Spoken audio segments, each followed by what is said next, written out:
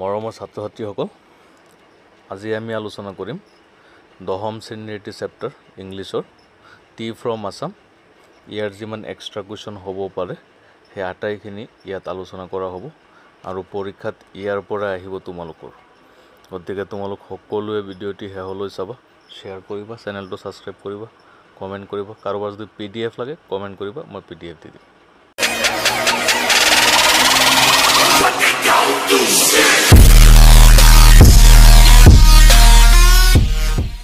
প্ৰথম কুৱেশ্যনটো হৈছে who wrote the prose tea from Assam. Tea from Assam নামৰ প্ৰ'জটি কোনে লিখিছে? Answer Arup Kumar Dutta wrote the prose tea from Assam. Next question, who is Rajbir? Tea from Assam chapter যদি তোমালোকে পঢ়িছা বা যেতিয়া পঢ়িবা তাত তোমালোকে পাবা দুটা মেইন কেৰেক্টাৰ আছে, ৰাজবীৰ আৰু প্ৰাঞ্জল নামৰ। তাতে প্ৰশ্ন কৰা হৈছে ৰাজবীৰ কোন আছিল? Rajbir is a classmate of Pranjal. Rajbir হৈছে প্ৰাঞ্জলৰ সহপাঠী, একেটা ক্লাছতে পঢ়ে। দিল্লীত প্ৰাঞ্জল অসমৰ ল'ৰা, দিল্লীত পঢ়িবলৈ আৰু তাতে ৰাজবীৰৰ লগত সাক্ষাৎ হয় আৰু চেপ্টাৰটিৰ মূল বিষয়টো হৈছে ৰাজবীৰ প্ৰথমবাৰৰ কাৰণে অসমলৈ আহি আছে আৰু আহি থাকোঁতে অসমৰ চাহৰ বিষয়ে যি জানিছিল বা ইয়াত থাকোঁতে সেইটো হৈছে চেপ্টাৰৰ বিষয়। গতিকে আমি ক'ব লাগিব Rajbir is a classmate of Pranjal. Name the garden manage by Pranjal's father. চেপ্টাৰটিত প্ৰাঞ্জলৰ দেউতাকৰ কথা কোৱা হৈছে আৰু প্ৰাঞ্জলৰ দেউতাক এখন চাহ বাগিচাৰ পৰিচালক। ইয়াত প্ৰশ্ন কৰা হৈছে যে প্ৰাঞ্জলৰ দেউতাক কোনখন বাগিচাৰ পৰিচালক? এনচাৰটো হ'ল the name of the garden manage by Pranjal's father is Dekiyabari tea garden or estate লিখিবা। ESTATE ষ্টেট, ডেকিয়াবাৰী চাহ বাগিচাৰ পৰিচালক। Next question, what did Rajbir and Pranjal sip in the train compartment. Rajbir আৰু প্ৰাঞ্জল যেতিয়া ট্ৰেইনেৰে আহি আছিল এঠাইত ট্ৰেইনখন ৰখাইছিল আৰু সেই ৰখোৱাৰ সময়ত মানে তোমালোকে দেখিছাই ট্ৰেইনেৰে যদি অহা যোৱা কৰিছা বেণ্ডৰবিলাক থাকে যে সেই বেণ্ডৰবিলাকে আহি চাহ বিক্ৰী কৰি আছিল। এতিয়া প্ৰশ্ন কৰা হৈছে যে ৰাজবীৰ আৰু প্ৰাঞ্জলে ট্ৰেইন কম্পাৰ্টমেণ্টত কি চিপ কৰিছিল? চিপ মানে চুমুক দিয়া, শুহি খোৱা। Answer both Rajbir and Pranjal sipped the steaming hot liquid of tea in the train compartment. Rajbir আৰু প্ৰাঞ্জলে গৰম চাহত চুমুক দিছিল, মানে চাহপান কৰিছিল। Next question, how many cups of tea are drunk every day throughout the world. প্ৰত্যেক দিনাখন পৃথিৱীত কিমান কাপ চাহ পান কৰা হয়? Answer every day over 80 crore cups of tea are drunk throughout the world. গোটেই পৃথিৱীত প্ৰত্যেক দিনাখন 80 কোটি কাপতকৈও বেছি চাহ পান কৰা হয়। Next question, what was read by Pranjal in the train compartment. দূৰণিলৈ যাতায়াত কৰোঁতে কি হৈ যায়, মানুহ অলপ বৰিং হয় ট্ৰেইনেৰে যাতায়াত কৰোঁতে দূৰণিলৈ। তেতিয়া মানুহে কোনোবাই, আজিকালিতো মোবাইলত চবেই গেমেই খেলে, কিন্তু আগৰ দিনত কোনোবাই ধৰি লোৱা লুডু খেলিছিল, কোনোবাই কিতাপ পঢ়িছিল, কোনোবাই গিটাৰ বজাইছিল, এনেকুৱাবিলাক আছিল। এতিয়া কথাটো হৈছে প্ৰাঞ্জল যেতিয়া আহি আছিল ট্ৰেইন কম্পাৰ্টমেণ্টত মানে ৰেলগাড়ীখনৰ ডবাত তেওঁ কি পঢ়ি আছিল? এনচাৰটো হ'ব a detective book was read by Pranjal in the train compartment. এখন ডিটেক্টিভ কিতাপ, তোমালোকে গম পাইছা নহয় জেমছ বণ্ডৰ নিচিনা যিবিলাক কিতাপ আছে, চোৰাংচোৱাগিৰিৰ কিতাপ, পুলিচে চোৰ ধৰা মাৰ্ডাৰ কেছৰ ইনভেষ্টিগেশ্যন কৰা, এনেকুৱা টাইপৰ কিতাপবিলাকক ডিটেক্টিভ বুক বুলি কোৱা হয়। A detective book was read by Pranjal in the train compartment. Next question, what had never seen by Rajbir before. ৰাজবীৰে ইয়াৰ আগতে কি চোৱা নাছিল, কেতিয়াও চোৱা নাছিল? ৰাজবীৰ হৈছে দিল্লী মহানগৰীৰ ল'ৰা, গতিকে সি কি চোৱা নাই আগতে? এনচাৰটো হৈছে ৰাজবীৰ হেড নেভাৰ চিন ছ' মাছ গ্ৰীনাৰী বিফৰ। অসমত আহি তেওঁ ৰেলেৰে গৈ থাকোঁতে উজনি অসমলৈ যি পৰিমাণে সেউজীয়া দৃশ্য দেখিছিল, মানে গছ গছনি দেখিছিল, ইয়াৰ আগতে ৰাজবীৰে কেতিয়াও দেখা নাছিল। নেক্সট কুৱেশ্যনটো হৈছে what did the Chinese emperor do before drinking water. চেপ্টাৰটিত তোমালোকে চাহৰ উৎপত্তিৰ লগত জড়িত দুগৰাকী লেজেণ্ডৰ বিষয়ে পাবা এটা হৈছে চাইনিজ লেজেণ্ড আৰু এটা হৈছে ইণ্ডিয়ান লেজেণ্ড ইয়াত প্ৰশ্নটো কৰা হৈছে চাইনিজ লেজেণ্ডজনে পানী পান কৰাৰ আগতে কি কৰিছিল এনসাৰটো হ'ব the Chinese emperor always boiled water before drinking it Chinese emperor গৰাকীয়ে সদায় পানী পান কৰাৰ আগতে উতলাই লৈছিল মানে গৰম কৰি পান কৰিছিল হু ৱাজ বুদ্ধিধৰ্মা এইটো তোমালোকে চেপ্টাৰত পাবা Indian legend Bodhidharma was an ancient Buddhist ascetic Bodhidharma হৈছে প্ৰাচীন বুদ্ধিষ্ট মংক এগৰাকী আছিল বৌদ্ধ ভিক্ষু বুলি কোৱা হয় অসমীয়াত বুদ্ধিধৰ্মা আছিল তেওঁ চাহৰ উৎপত্তিৰ লগত জড়িত বুলি কোৱা হয় নেক্সট কুৱেশ্যনটো হ'ল what was worn by the tea pluckers তোমালোকে যদি চাহ বাগিচা চাবলৈ গৈছা কেতিয়াবা দেখিছা তেতিয়াহ'লে দেখিবা তাত টি প্লাকাৰ্ছ যিবিলাক আছে চাহ বাগিচাত কাম কৰা যিসকল মহিলাই বা পুৰুষে চাহ বাগিচাৰ পৰা চাহপাত বুটলে টি প্লাকাৰ্ছ তেওঁলোকে কি পিন্ধি আছিল দ্য টি প্লাকাৰ্ছ অ'ৰ প্লাষ্টিক এপ্ৰনছ তেওঁলোকে প্লাষ্টিক এপ্ৰন পিন্ধি আছিল next question when was the sporting period of tea plants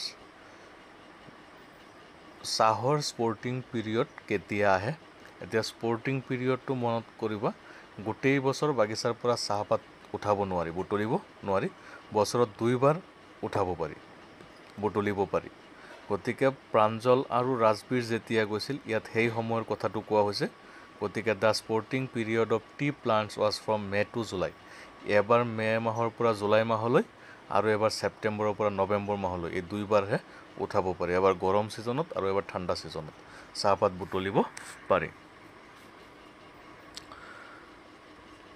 where do the tea pluckers put the tea leaves tea প্লাকাৰ্ছবিলাকে যে টি লিভছ বুটলি আছিল চাহপাত বুটলি আছিল সেইবিলাক তেওঁলোকে ক'ত থৈছিল তোমালোকে দেখিছা আছামিজ চিনেমাবিলাকত বা বাগিচাত গ'লে দেখিছা টি প্লাকাৰসকলে সদায় মূৰত গামোচা মাৰি বা কিবা এটা দি এটা বাঁহৰ আইচক্ৰীমৰ নিচিনাকৈ চুঙাকৃতিৰ পাচি এটা কান্ধত লৈ পিঠিত লৈ the tea pluckers put the tea leaves on their bamboo basket বাঁহেৰে সজা সেই বাস্কেটবিলাকত তেওঁলোকে পাতবিলাক বুটলি লৈছিল next question when and where was tea first drunk পোনপ্ৰথমে চাহ কেতিয়া আৰু ক'ত পান কৰা হৈছিল এনচাৰটো হ'ল T was first drunk in China 2700 BC চাহ প্ৰথমে চীনদেশত পান কৰা হৈছিল প্ৰায় 2700 BC মানে বিফৰ খ্ৰাইষ্ট যীশু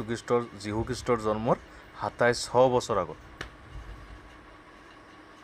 when did T come to Europe চাহ কেতিয়া ইউৰোপলৈ আমদানি কৰা হৈছিল ইউৰোপলৈ আহিছিল T came to Europe in the 16th century 16 শতিকাত মানে 1500 চনৰ পিছত 1600 চনৰ ভিতৰত 16 শতিকাত চাহ ইউৰোপলৈ আহিছিল what do you mean by flush flush বুলিলে কি বুজি পোৱা ফ্লাছ মিনছ স্পৰ্টিং পিৰিয়ড চাহপাত বুটলাৰ সময়ক ফ্লাছ বুলি কোৱা হয় এতিয়া আমি ইয়াত কেইটামান লং কুৱেশ্যন আলোচনা কৰিম চোৱা give a description of the magnificent view of the tea garden চিন by Rajbir from the train ৰাজবীৰে যেতিয়া ট্ৰেইনেদি গৈ আছিল তেতিয়া তেওঁ চাৰিওফালৰ যিবিলাক মেগনিফিচেণ্ট ভিউ আছে চমৎকাৰ দৃশ্যবিলাক আছে চাহ বাগিচাৰ সেইবিলাক চাইছিল আৰু তাৰ বৰ্ণনা কৰিবলৈ দিছে তোমালোকে এনচাৰটো হ'ল আউটছাইড দ্য ট্ৰেইন ৰেলগাড়ীখনৰ বাহিৰত the scenery was beautiful and attractive ধুনীয়া আৰু আকৰ্ষণীয় দৃশ্য আছিল the scenery was fulfilled with tea bushes and greenery চাহ গছেৰে আৰু সেউজীয়াৰে ভৰপূৰ হৈ আছিল চিনাৰীটো the soft green paddy fields gave way to tea bushes তাৰপিছত ছফ্ট কোমলীয়া গ্ৰীণ পেডি এইবিলাকৰ লগতে চাহ গছবিলাক ভৰপূৰ হৈ আছিল against the backdrops of densely wooded hills a sea of tea bushes stretched as far as the eye could see গভীৰ অৰণ্যৰ মাজেদিও মানে চাহ বাগিচাত তোমালোকে দেখিবা ডাঙৰ ডাঙৰ গছ থাকে চাহ দিব লাগে চাহ বাগিচাত গতিকে সেইবিলাকৰ মাজে মাজে কি হৈছিল চকুৰে যিমান দূৰলৈকে চাব পাৰি সিমান দূৰলৈকে কেৱল চাহ গছেই দেখা গৈছিল Dwarfing the teeny tea plants were tall, steady shade trees, and amidst the orderly rows of buses busily moved all like figures. আৰু এইবিলাক কি হৈছিল এই গছবিলাকৰ ষ্টেডি শ্বেড ট্ৰিজবিলাকৰ মানে ওখ চিধা গছবিলাকৰ ছাদ শাৰী শাৰীকে এই চাহ বাগিচাবিলাক কৰা দেখা গৈছিল তাৰ পিছৰ কুৱেশ্যনটো হ'ল most important এটি question describe the Chinese legend about tea চাহ উৎপাদনৰ চাহৰ আৱিষ্কাৰৰ লগত জড়িত চাইনিজ লেজেণ্ড উপাখ্যানৰ বিষয়ে বা কাহিনীটোৰ বিষয়ে লিখা মানে দুটা কাহিনী প্ৰচলিত হৈ আছে এটা কাহিনী মতে চীন দেহে চাহ আৱিষ্কাৰ কৰিছে আৰু এটা কাহিনী মতে ভাৰতে চাহ আৱিষ্কাৰ কৰিছে দুটা কাহিনী ইয়াত দিয়া হৈছে চোৱা according to the Chinese legend Chinese উপাখ্যান মতে সাধুকথা মতে কাহিনী মতে once upon a time there was a Chinese emperor এগৰাকী চাইনিজ এম্পায়াৰ আছিল শাসক আছিল who always boiled water before drinking it যিয়ে নেকি সদায় পানী পান কৰাৰ আগতে উতলাই লৈছিল one day a few leaves of the twigs burning under the pot fell into the water giving it a delicious flavor এদিনাখন কি হৈছিল পাত্ৰ এটাত পানী গৰম কৰিবলৈ থৈ দিছিল আৰু ওপৰৰ পৰা কেনেবাকে কেইটামান পাত সেই পানীত পৰি গৈছিল আৰু তাৰ পৰা এটা বহুত ডিলিচিয়াছ মানে সুস্বাদু যেটো খাবলৈ বা শুঙিবলৈ চমৎকাৰ মজাৰ তেনেকুৱা এটা সুবাস বিয়পিছিল it was said that these were tea leaves কোৱা হয় যে সেই পাতবিলাকি আছিল চাহপাত এইটো এটা important question what was the Indian legend about T এতিয়া ভাৰতীয় উপাখ্যান মতে চাহ আৱিষ্কাৰৰ কাহিনীটো ক'ব লাগে according to the Indian legend ভাৰতীয় কাহিনী মতে once upon a time there was an ancient Buddhist ascetic named Bodhidharma নামৰ এগৰাকী বৌদ্ধ ভিক্ষু আছিল once he cut off his eyelids because he felt sleepy during meditation বৌদ্ধ ভিক্ষুসকলে চাবা মেডিটেশ্যন বেছি কৰে ধ্যান বেছি কৰে গতিকে এই সময়ত কি কৰিছিল বা এদিনাখন বোধিধৰ্মা ধ্যানত বহিছিল মেডিটেশ্যনত বহিছিল আৰু তেওঁৰ বাৰে বাৰে টোপনি লাগে কাৰণে তেওঁৰ আইব্ৰো উঠাই পেলাইছিল আইলিডছ নোহোৱা কৰি দিছিল after that 10 tea plants grew out of the eyelids কোৱা হয় যে তাৰ পৰা 10 জোপা চাহ গছৰ জন্ম হৈছিল when the leaves of these plants put in hot water যেতিয়া এই গছৰ পাতবিলাক গৰম পানীত দিয়া হৈছিল and drank আৰু পান কৰা হৈছিল that vanished sleep আৰু টোপনি নাইকিয়া কৰি দিছিল it was said that these were tea leaves কোৱা হয় যে সেই পাতবিলাকে চাহপাত আছিল এটো অলপ তেজিমলৰ কাহিনীৰ নিচিনা next what did the groups of tea pluckers do tea pluckers সকলে চাহপাত বুটলা মানুহবিলাকে লিগিৰিবিলাকে কি কৰিছিল the groups of tea pluckers were plucking the newly sprouted tea leaves যিবিলাক নতুনকে পাত গজিছিল সেইবিলাক পাত তেওঁলোকে বুটলি আছিল they were wearing plastic aprons তেওঁলোকে প্লাষ্টিক এপ্ৰন পিন্ধি আছিল with bamboo baskets on their backs তেওঁলোকৰ পিঠিত বাহৰ বাস্কেটবিলাক উলমাই লৈছিল next question what did Rajbir and Pranjal see on both the sides of the gravel road এটো বহুত বাৰ আহিছে তোমালোকৰ কোৱেশ্যনটো তোমালোকে চাবা ৰাজবীৰ আৰু প্ৰাঞ্জল যেতিয়া ডেকিয়াবাৰী চাহ বাগিচালৈ সোমাই গৈছিল তেতিয়া ঠেক এটা ৰাস্তা পাইছিল সেই ৰাস্তাৰ দুয়োকাষে তেওঁলোকে কি দেখা পাইছিল when Rajbir and Pranjal entered into the garden যেতিয়া তেওঁলোক বাগিচাত প্ৰৱেশ কৰিছিল they saw acre upon acre of tea bushes on both sides of the gravel road তেওঁলোকে দেখিবলৈ পাইছিল সেই ঠেক ৰাস্তাটোৰ চৌকাষে মানে দুয়োফালে মানে একৰৰ পিছত একৰ জুৰি কেৱল মাত্ৰ চাহ গছ আছিল all neatly pruned to the same height আৰু গুটেইখিনি সমান উচ্চতাত কাটি থোৱা আছিল they saw the groups of tea pluckers তেওঁলোকে বহুত দলে বলে tea pluckers দেখিবলৈ পাইছিল wire plucking তেওঁলোকে বুটলি আছিল the newly sprouted tea leaves নতুনকৈ গজা চাহপাতবিলাক they were wearing plastic aprons তেওঁলোকে প্লাষ্টিকৰ এপ্ৰন পিন্ধি আছিল with bamboo baskets on their backs তেওঁলোকৰ পিঠিত বাহৰ বাস্কেট আছিল next question what was told by Pranjal's father Mr. Borua about the tea bushes প্ৰাঞ্জলৰ দেউতাকৰ নামটো মনত ৰাখিবা মিষ্টাৰ বৰুৱা। মিষ্টাৰ বৰুৱাই টি বাছেছৰ বিষয়ে কি কৈছিল? Pranjal's father mister Barua said that, প্ৰাঞ্জলৰ দেউতাকে কৈছিল যে it was the second flush, যেতিয়া চাহপাত বুটলি আছিল সেইটোক ছেকেণ্ড ফ্লাছ বুলি কোৱা হৈছিল। মই আগতে তোমালোকক কৈছোঁ বছৰত 2 বাৰ চাহপাত বুটলিব পাৰি, 2 বাৰ ফ্লাছ কৰিব পৰা যায়, গতিকে সেইটো ছেকেণ্ড ফ্লাছ আছিল, যিটো নেকি মে' মাহৰ পৰা জুলাইলৈকে চলে। It last from May' to July. এইটো তোমালোকৰ MCQত আহিব পাৰে, MCQ পিছততো মই দিমেই, গতিকে হ'লেও এইবিলাক এনচাৰৰ পৰা MCQ হয়। যিমান MCQ হ'ব ইয়াত যিখিনি এনচাৰ দিয়া হৈছে তাৰ বাহিৰৰ পৰা নাহে, কিন্তু তোমালোকে ভালকৈ চাবা। আৰু এই ছেকেণ্ড ফ্লাছতেই বা স্পৰ্টিং পিৰিয়ডতেই বেষ্ট চাহপাত উৎপাদন হয়। Last question,